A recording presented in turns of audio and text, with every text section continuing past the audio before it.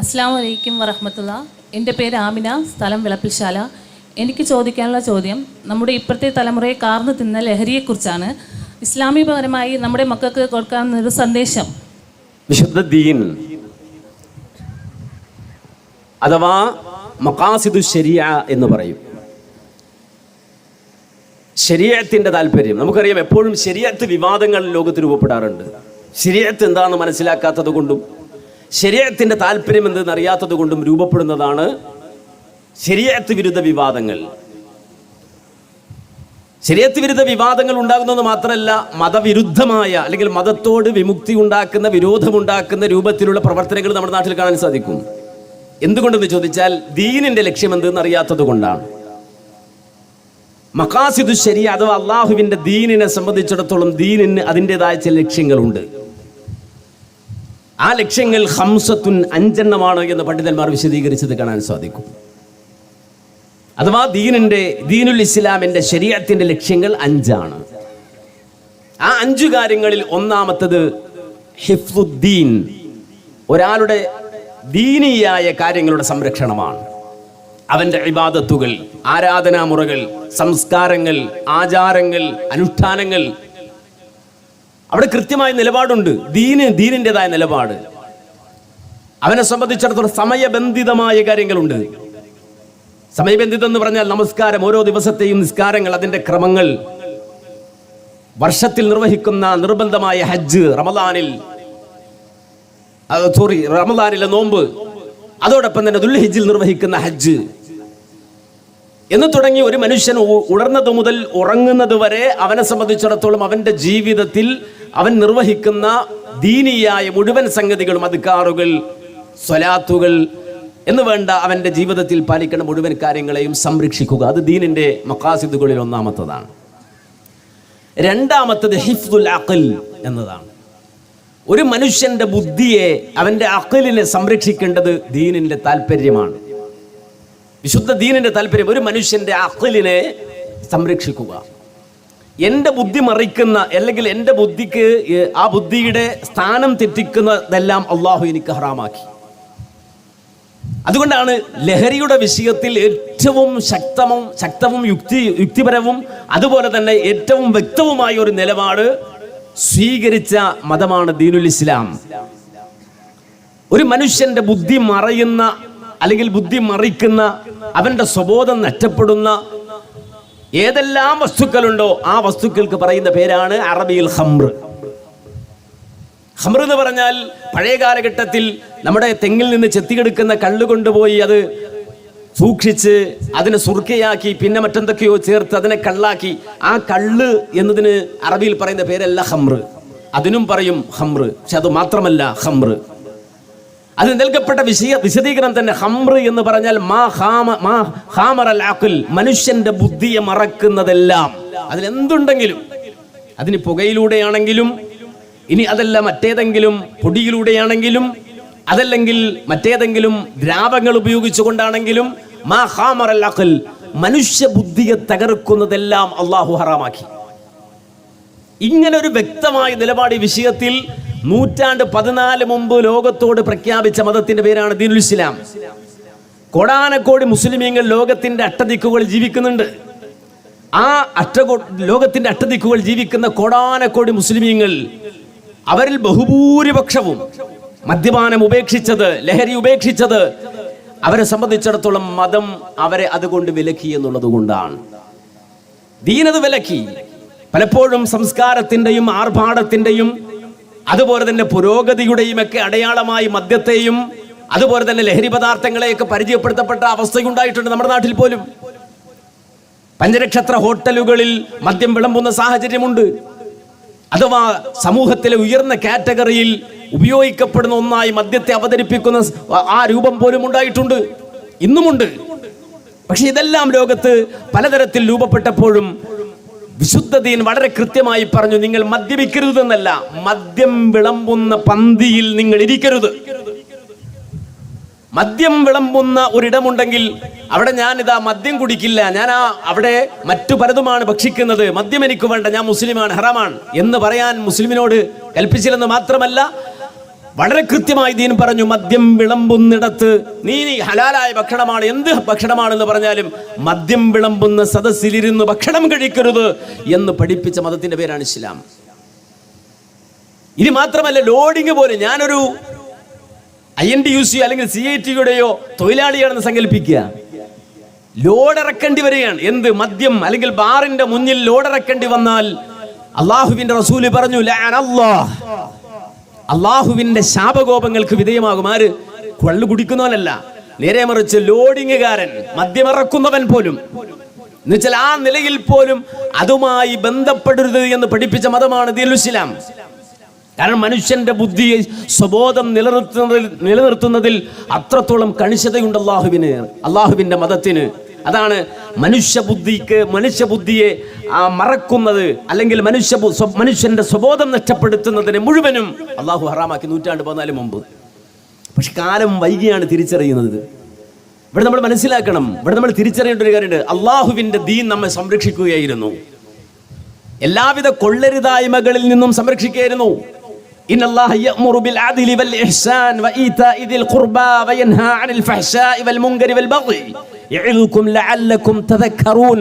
വിശുദ്ധ ഖുർആൻ പറഞ്ഞു, അല്ലാഹു കൽപ്പിക്കുന്ന കാര്യം ഇന്നല്ലാഹ യഅ്മുറു ബിൽ അദ്ലി വൽ ഇഹ്സാൻ, നന്മ കൊണ്ടും നീതി കൊണ്ടുമാണ് അല്ലാഹു കൽപ്പിക്കുന്നത്. വയൻഹാ അനിൽ ഫഹ്ശാഇ വൽ മുൻകരി വൽ ബഗ്യി, അല്ലാഹു വിരോധിക്കുന്നത് മ്ലേച്ഛമായ സംഗതികളാണ്, മുൻകറായ മനുഷ്യ ജീവിതത്തെ അപകടപ്പെടുത്തുന്ന വെറുക്കപ്പെടുന്ന കാര്യമാണ് അല്ലാഹു നിങ്ങൾക്ക് ഹറാമാക്കിയിട്ടുള്ളത്. അതുകൊണ്ട് നിങ്ങൾ മദ്യപിക്കരുത്, നിങ്ങൾ വ്യഭിചരിക്കരുത്, നിങ്ങൾ അനാശാസ്യങ്ങളിൽ പെട്ടുപോകരുത്, നിങ്ങൾ കുടുംബ ബന്ധങ്ങളെ തകർക്കരുത് എന്നൊക്കെ ദീൻ പറഞ്ഞപ്പോൾ അതൊക്കെ പഴഞ്ചനായി അവതരിപ്പിക്കപ്പെട്ടു, പഴഞ്ചനായി നമുക്കിടയിൽ അവതരിപ്പിക്കപ്പെട്ടു. നമ്മുടെ മക്കളെ നോക്കിയിട്ട് കരയുന്നതിന് മുമ്പ് നമ്മൾ ചിന്തിക്കേണ്ട ചില സംഗതികളുണ്ട്. ലഹരിക്കടിമപ്പെട്ട് സ്വന്തം മാതാക്കളുടെ അല്ലെങ്കിൽ സ്വന്തം ഉമ്മമാരുടെ നേരെ പോലും കൊടുവാള് കൊണ്ട് പ്രയോഗം നടത്തിയിട്ട് അവരെ വെട്ടി നുറുക്കുന്ന മക്കളെ നോക്കി കരയുന്നതിന് മുമ്പ് നമ്മൾ തിരിച്ചറിയേണ്ട ചില സംഗതികളുണ്ട്. ഫാഷിസം ഇവിടെ കടന്നു വന്നു. ബാബരി മസ്ജിദിന്റെ താഴികക്കുടങ്ങൾ അവൾ തല്ലി തകർത്തു. മാത്രമല്ല, നമ്മളോടവർ പൗരത്വത്തെ സംബന്ധിച്ച് വിചാരണ നടത്താൻ കടന്നു വന്നു. നമ്മുടെ അടിയാധാരം അവർ ചോദിച്ചു. ഫാഷിസം കടന്നു വന്നപ്പോ നമ്മളെല്ലാവരും സടകുടൻ എഴുന്നേറ്റു. നമ്മൾ പ്രതിഷേധ ധർണകൾ നടത്തി, നമ്മുടെ വീര്യം നമ്മൾ പ്രകടിപ്പിച്ചു. ഫാഷിസത്തിനെതിരെ നമ്മൾ പോരാടി. കാര്യം എന്താ? ഫാഷിസം നമുക്കറിയാം, അത് ആളെ കൊല്ലുന്നതാണ്, ഗ്യാസ് ചേമ്പറുകൾ സൃഷ്ടിക്കുന്നതാണ്, മനുഷ്യരാശിയെ തകർക്കുന്നതാണ്. മാത്രമല്ല, മനുഷ്യർക്കിടയിൽ വെറുപ്പിന്റെ പ്രത്യയശാസ്ത്രം പഠിപ്പിക്കുന്ന മഹാവൃത്തികെട്ട ഒന്നാണ് ഫാഷിസം എന്ന് തിരിച്ചറിയുന്നത് കൊണ്ട് നമ്മളെല്ലാവരും ജനങ്ങളെ ജാഗരൂകരാക്കി, പ്രതിഷേധങ്ങൾ നടത്തി, സജീവമായി രംഗത്ത് വന്നു. ഞങ്ങളുടെ ജീവൻ കൊടുത്തു പോലും ഫാഷിസത്തിനെതിരെ പോരാടുമെന്ന് നമ്മൾ പ്രഖ്യാപിച്ചു. ശരി, അത് വേണ്ടതാണ്, നമ്മൾ നിർവഹിച്ചു കൊണ്ടേയിരിക്കുന്നു. അവസാനം വഖഫ് വരെയുള്ള വിഷയങ്ങളിൽ തുടരണമത്.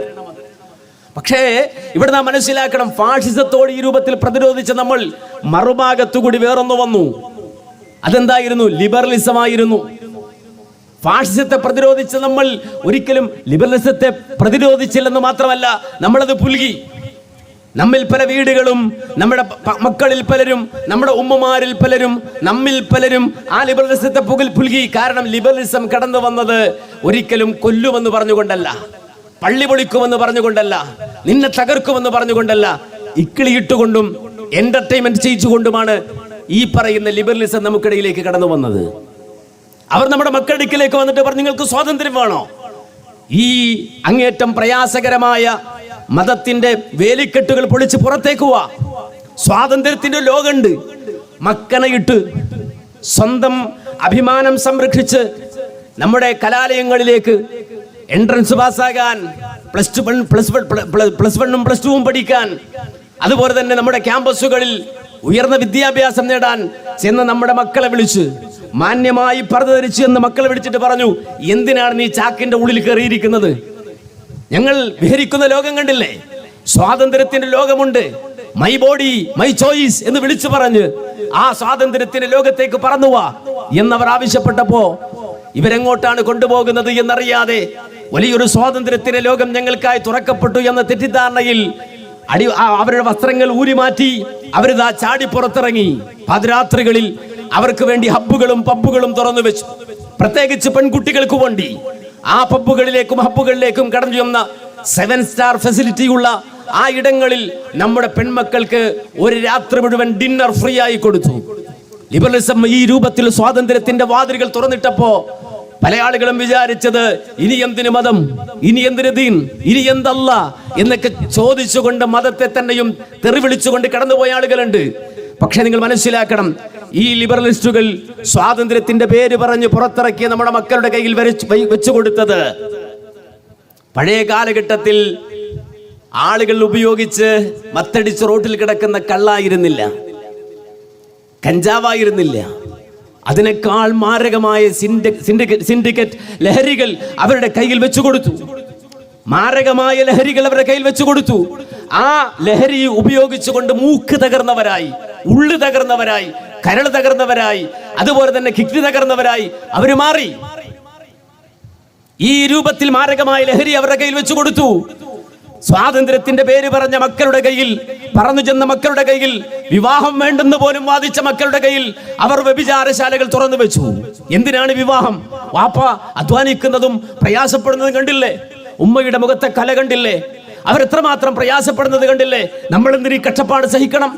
നമുക്ക് വലിയൊരു ലോകമുണ്ട്, സ്വാതന്ത്ര്യത്തിന്റെ ലോകമാണ്. അവിടെ ലിവിങ് ടുഗദർ മതി. തൽക്കാലത്തേക്ക് ഒരാളെ കിട്ടുക, പോവുക, ഈ രൂപത്തിൽ അഡ്ജസ്റ്റ്മെന്റ് മതി. ഈ ഭാരങ്ങളൊന്നും നമ്മൾ ചുമക്കേണ്ടതില്ല എന്ന് പറഞ്ഞപ്പോ സ്വാതന്ത്ര്യത്തിന്റെ വലിയ ലോകം തുറന്നു കിട്ടി. പറവുകളായി പാറി നടക്കാമിനി എന്ന് തെറ്റിദ്ധരിച്ചു പോയ മക്കളാണ്. അവർക്ക് മുന്നിൽ വ്യഭിചാരശാലകൾ തുറന്നു വെച്ചു. മാരകമായ രോഗത്തിലേക്കുള്ള വഴികൾ അവർക്ക് വേണ്ടി തുറന്നു വെച്ചു. അവരുടെ കൈകളിൽ, അവരുടെ സിരകളിൽ ലഹരി നിറച്ചു കൊടുത്തു. മനസ്സിലാക്കണം, ആ മക്കളാണ് കണ്ണുകലങ്ങി നമ്മുടെ വീട്ടിലെ വിടകങ്ങളിലേക്ക് കടന്നു വന്നത്. ആ മക്കളാണ് കൊടുവാൾ എടുത്തുകൊണ്ട് സ്വന്തം മാതാക്കളെയും പിതാക്കളെയും വെട്ടിക്കൊല്ലുന്നവരായി മാറുന്നത്.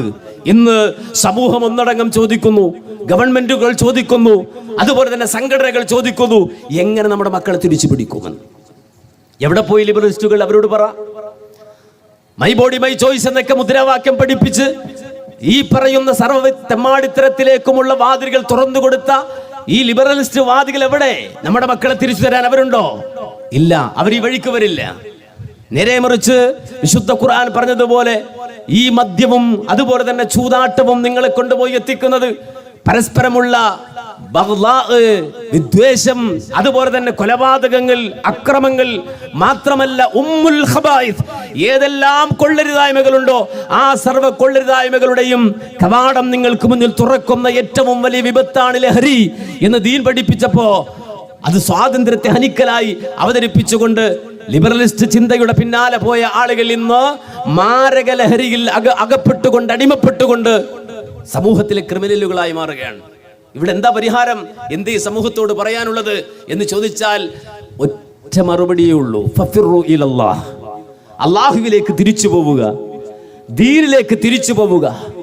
ദീനെ സംബന്ധിച്ചിടത്തോളം, അള്ളാഹുവിന്റെ ദീനെ സംബന്ധിച്ചിടത്തോളം ആ ദീൻ കടന്നു വന്നത് മുഴുക്കുടിയന്മാരായ ഒരു സമൂഹം ജീവിച്ചിരുന്നിടത്താണ്. മുഴുക്കുടിയന്മാരായ ആളുകൾ ലഹരിയിൽ മത്തടിച്ച്, ലഹരിയില്ലാതെ ഞങ്ങൾക്കൊരു ദിനമില്ല, ഒരു മണിക്കൂറില്ലെന്ന് പ്രഖ്യാപിച്ച, മരണാനന്തരം പോലും ലഹരിയില്ലാതെ ഞങ്ങൾക്ക് ജീവിക്കാൻ കഴിയില്ല എന്ന് ധരിച്ച് ഈ പറയുന്ന ഡ്രഗ് അഡിക്റ്റുകളായ ഒരു സംഘം ആളുകൾ, അവർക്കിടയിലേക്കാണ് അള്ളാഹുവിന്റെ ദീൻ കടന്നു വന്നത്. ആ കള്ളുകുടിയന്മാരെയാണ് വിശുദ്ധ ഖുർആന്റെ ആയത്തോതിയിട്ട് സംസ്കരിച്ചത്. മാത്രമല്ല, പാദരാത്രികളിൽ തുറന്നു വെച്ച വ്യഭിചാരശാലകൾ ഉണർന്നിരുന്നിടത്താണ് അള്ളാഹുവിന്റെ ദീൻ കടന്നു വന്നത്. വ്യഭിചാരത്തിൽ പൂണ്ടുപോയ, ലിവിങ് ടുഗദറിൽ അഡിക്റ്റായ ഒരു സമൂഹത്തിലേക്കാണ് അള്ളാഹുവിന്റെ ദീൻ കടന്നു ചെന്നിട്ട് അവരെ സംസ്കരിച്ച് പുറത്തു കൊണ്ടുവന്നത്. നമുക്കറിയാം, ചരിത്രം വായിക്കുമ്പോ, നമുക്ക് പിൽക്കാലഘട്ടത്തിൽ ലോക സമൂഹത്തെ നയിച്ച നായകന്മാരുടെ ചരിത്രം വായിക്കുമ്പോ, ലോകത്തെ ഏറ്റവും അധികം ഉയർത്തിപ്പിടിച്ച, ലോക സമൂഹത്തെ ഉന്നതിയിലേക്ക് കൊണ്ടുപോയ രാജാക്കന്മാരുടെ ചരിത്രം വായിക്കുമ്പോ മുസ്ലിം സമൂഹത്തിന്റെ ഇടപെടലുകളെ സംബന്ധിച്ച്, അവർ ലോകത്തിന് നൽകിയ സംഭാവനകളെ സംബന്ധിച്ചൊക്കെയുള്ള ചരിത്രം, ഇന്നലകളിലെ മധ്യകാല മുസ്ലിം ഉമ്മത്തിന്റെ ചരിത്രം വായിക്കുമ്പോൾ നമ്മൾ തിരിച്ചറിയണം, ഒരു കാലഘട്ടത്തിൽ ഈ പറയുന്ന ലഹരിക്കടിമപ്പെട്ടുകൊണ്ട് മണ്ണിൽ തലപൂഴ്ത്തിക്കഴിഞ്ഞിരുന്ന ഒരു ജനത, ആ ജനതയെ വിശുദ്ധ ഖുർആൻ അവിടെ നിന്ന് മോചിതരാക്കി, രാജാക്കന്മാരാക്കി വാഴിച്ചുവെങ്കിൽ ആ ഖുർആനും ആ സുന്നത്തുമാണ് നമ്മുടെ കയ്യിൽ നിന്നുള്ളത്. ആ ദീൻ തന്നെയാണ് നമ്മുടെ കയ്യിലുള്ളത്. അതുകൊണ്ട് നിലവിലെ ഈ ലഹരി ബാധിച്ച സമൂഹത്തെ വിശുദ്ധ ദീനിന്റെ സൽപന്താവിലേക്ക് വിളിച്ചു കൊണ്ടുപോവുകയും ദീൻ അവർക്ക് നൽകുന്ന ഹിഫ്ള്, സംരക്ഷണം, ആ സംരക്ഷണ കവചം അവർക്ക് ഒരുക്കി കൊടുക്കുകയും ചെയ്യാണ് നമ്മൾ വേണ്ടത്.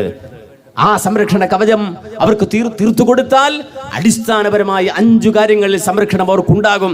1 ഹിഫ്ളുദ്ദീൻ, അവരുടെ ദീനിന്റെ സംസ്കരണമാണ്. 2 ഹിഫ്ളുൽ അഖൽ, അവരുടെ ബുദ്ധിയുടെ സംസ്കരണമാണ്. 3 ഹിഫ്ളുൻ നസ്ൽ, അവരുടെ കുടുംബത്തിന്റെ സംരക്ഷണമാണ്. ബാപ്പയെ സ്നേഹിക്കുന്ന, ഉമ്മയെ സ്നേഹിക്കുന്ന, വല്ലുപ്പയെ ആദരിക്കുന്ന, മക്കളെ പോറ്റുന്ന, കുടുംബത്തെ പരിപാലിക്കുന്ന ആ കുടുംബ വ്യവസ്ഥയുടെ സംരക്ഷണമാണ്. 4 ഹിഫ്ളുൻ നഫ്സ്, അവന്റെ മെന്റലി ആൻഡ് ഫിസിക്കലിയുള്ള ഹെൽത്ത്, ആരോഗ്യം സംരക്ഷിക്കുന്ന, സ്വന്തത്തെ സംരക്ഷിക്കുന്ന, മാനസിക രോഗങ്ങളിൽ നിന്ന് മുക്തനായ, ഡിപ്രഷനിൽ നിന്ന് മുക്തനായ, ആൻസൈറ്റിയിൽ നിന്ന് മുക്തനായ, അതേ സർവ്വ ശിർക്കിൽ നിന്നും, കുഫറിൽ നിന്നും, നിഫാഖിൽ നിന്നും, കാപട്യങ്ങളിൽ നിന്നും, അതുപോലെ തന്നെ അസൂയയിൽ നിന്നും, അങ്ങനെ മനസ്സിനെ ബാധിക്കുന്ന സർവ്വ രോഗങ്ങളിൽ നിന്നും സുരക്ഷിതനായ ഹിഫ്ളുൻ നഫ്സ്, അവന്റെ ബോഡിയെയും അവന്റെ മനസ്സിനെയും അവന്റെ ചിന്തയെയും സംരക്ഷിക്കുന്ന. 5 ഹിഫ്ളുൽ മാൽ, ഒരു മനുഷ്യന്റെ സമ്പത്തിനെ സംരക്ഷിക്കുന്ന. അടിസ്ഥാനപരമായി ഈ രൂപത്തിൽ മനുഷ്യ ജീവിതത്തിന്റെ 5 കവചങ്ങൾ, മനുഷ്യ ജീവിതത്തിൽ 5 കവചങ്ങൾ തീർത്തുകൊണ്ട് ഒരു വ്യക്തിയെയും ഒരു സമൂഹത്തെയും പൂർണ്ണാർത്ഥത്തിൽ സംരക്ഷിക്കുന്ന ആ വിശുദ്ധിയുടെ ദീൻ പൂർണ്ണമായി കുടുംബത്തിലേക്ക്, പൂർണ്ണമായി വ്യക്തിയിലേക്ക്, പൂർണ്ണമായി സമൂഹത്തിലേക്ക് എടുത്തു വെക്കലാണ് നിലവിലുള്ള പ്രശ്നങ്ങൾക്ക് പരിഹാരം. അല്ലെങ്കിൽ തൽക്കാലം ഒരു ബോധവൽക്കരണ ക്ലാസും അതല്ലെങ്കിൽ ഒരു മുദ്രാവാക്യവും ഒരു പ്ലേ കാർഡുമായി നടന്നാൽ തൽക്കാലം ഒരു ശാന്തി ഉണ്ടാകും.